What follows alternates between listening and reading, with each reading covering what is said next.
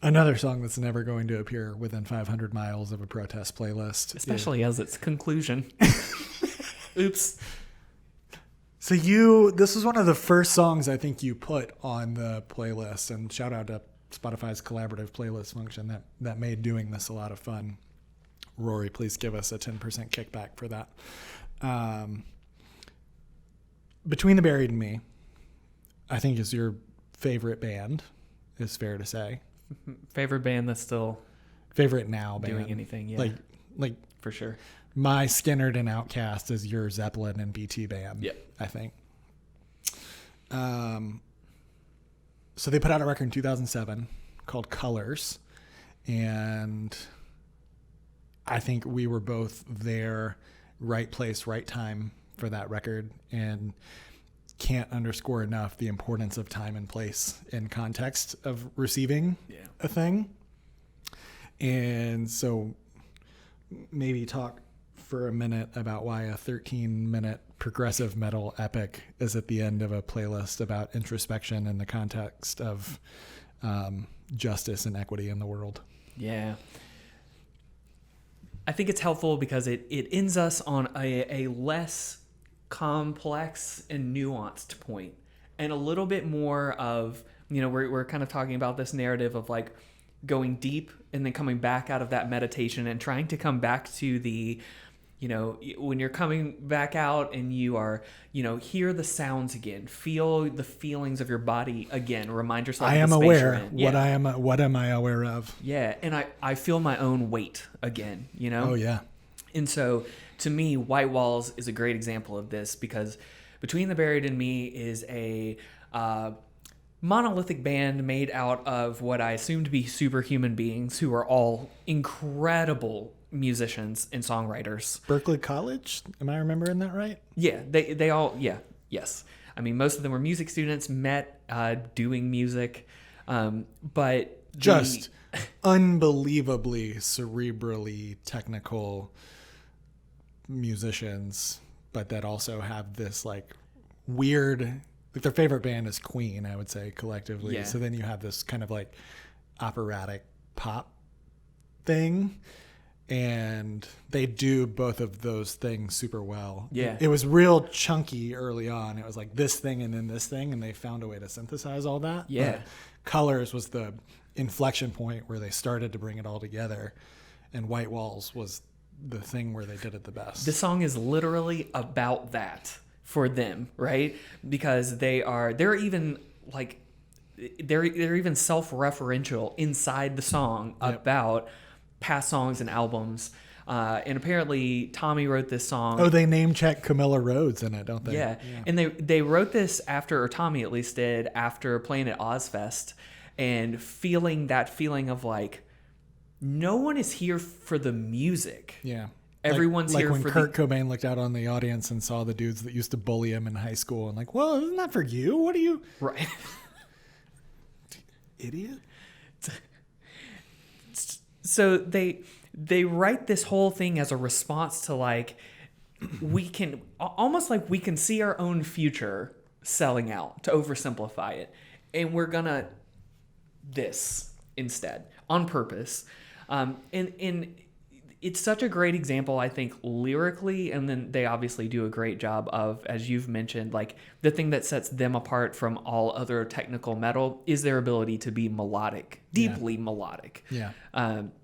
And so this song has the structure that they've... And that's when they're the most interesting. Is the metal stuff becomes window dressing for building up to those big moments of like, it's like dee-dee-dee-dee-dee, and then an interesting thing that they do is, I mean, I know that like people who are big BT Bam fans are going to flay me for that, but as a person that like otherwise doesn't really like that type of music, that's the end point for me. And I hope that big fans can celebrate somebody who's like a kind of a non-fan being like, I like the and things part of them. I mean, they must view breakdowns as important because they've had every opportunity in the world to become a prog band who would never do anything like that. Right. But they still utilize the rhythm of it really well because they build, like you're saying. But I mean, this whole song was written about that mindset of we're not doing this, we're doing this instead. And we have like full eyes and clear hearts, for lack of a better term, right? Like, we're going to do it on purpose. We're going to do it this way.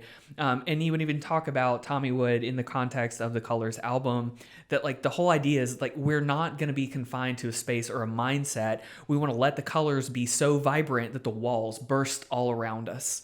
And like, it's almost like oversimplified language to talk about it a little bit, but the concept of not only hearing a song that's about a band saying, heads up, this is what we're doing, this is what we feel like our life is about, and this is the direction that we want to take our art henceforth. Yeah, this is like the Fellini's 8.5 of metal. Yeah. A little bit, yeah. But then I think on top of it, you know, you've spoken of timing, and to me, this just landed at a time where I was willing to hear some of the lyrics that are here and apply them to myself. Like, this was, you know, for some people, I think Incubus's Make Yourself was the first time that you went, what do you mean I can create to myself? What do you mean? And it felt like some abstract concept until you started like breaking it down and thinking like, well, okay, hold on. In some sense, I have the master of my own reality. Yeah. There are things I can't control, but then there's a whole bunch of stuff I do. The only way to truly exist is to be the only one of you that's ever existed. Otherwise, you're just a commodity. So, Hits blunt. So for me, yeah, exactly and literally to this song, but like really having that time at the end where he's talking about, this is all we have when we die. We will be remembered for this. White walls. Like, you write this story, you make these choices. And so to me, this was an encapsulation and a more fine tip point back entering into reality of, I've heard of other people and other things. I've tried to understand on a deep level myself what's happening and what I need to be open to. I've spent time reconciling it, envisioning a future that could be more hopeful, understanding that a perfect utopia is not possible, but a more perfect union is and has always been the aspiration. And so it's up to me to decide what gets written on this story that I'm going to tell, because this is all I'm going to have at the end of all of it. And that's the micro meeting the macro moment of, you know, the dual pandemics. Everything has been turned upside down that we assumed were the normal ways about having a life, making a good life. And we're seeing that manifest in our professional and personal lives. So meeting the moment with music, the world is a blank slate, arguably. That's terrifying for some, but it should be exciting for anyone who loves music and the way it moves through you. Like, what are you going to do? It's a call to arms in that way. And let's talk about that some more on the next episode, because we need to talk about direct action. But this has been such a great example of the way that I think you and I can use music, or do use music, or want to talk to other people about using music. I hope this was like center. like people are passing around Google Docs of resources to read and watch and whatever.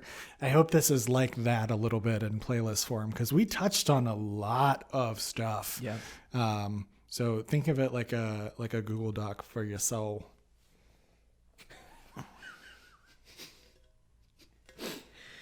That's how we're going to end that. Anyway, white walls.